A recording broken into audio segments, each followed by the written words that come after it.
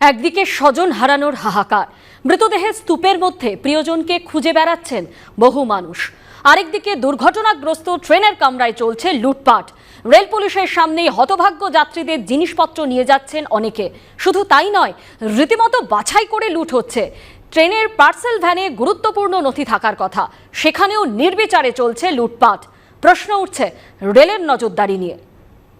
৩৬ ঘন্টা পার হয়ে গিয়েছে শুক্রবারের সেই রেল দুর্ঘটনার, এবং সেই রেল লাইন স্বাভাবিক করার জন্যে স্বয়ং কেন্দ্রীয় রেলমন্ত্রী তদারকি করছেন। গতকাল সারা রাত প্রায় তিনি ছিলেন, আজ সকালে ফের হাজির হয়েছেন।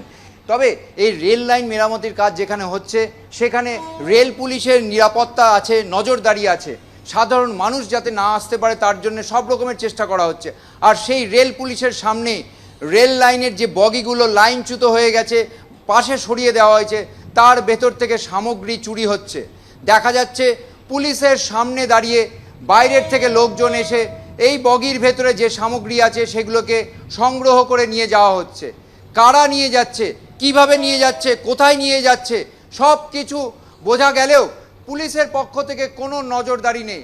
আমরা দেখতে পাচ্ছি এই বগির ভেতরে যে যে সামগ্রী আছে, ব্যাগ, বালিশ থেকে শুরু করে রেল যাত্রী যারা দুর্ভাগ্যবশত এই দুর্ঘটনায় হয় মারা গিয়েছিলেন নয় গুরুতর আহত হয়েছেন, তাদের সেই সামগ্রীগুলো নিয়ে যাওয়া হচ্ছে। ঠিক সেই রেল বগির পাশে একটি পার্সেল ভ্যানও আছে।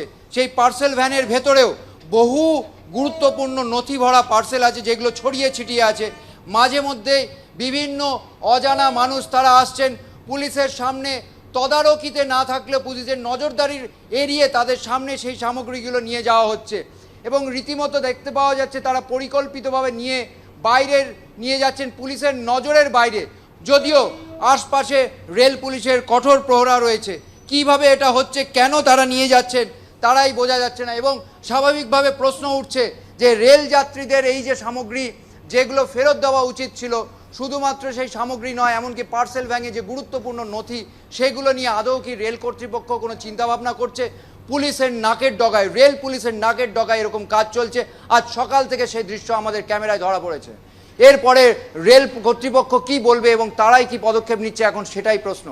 ক্যামেরায় উজ্জ্বল ঘোষের সঙ্গে ঝিলম করঞ্জাই, এবিপি আনন্দ, বালা।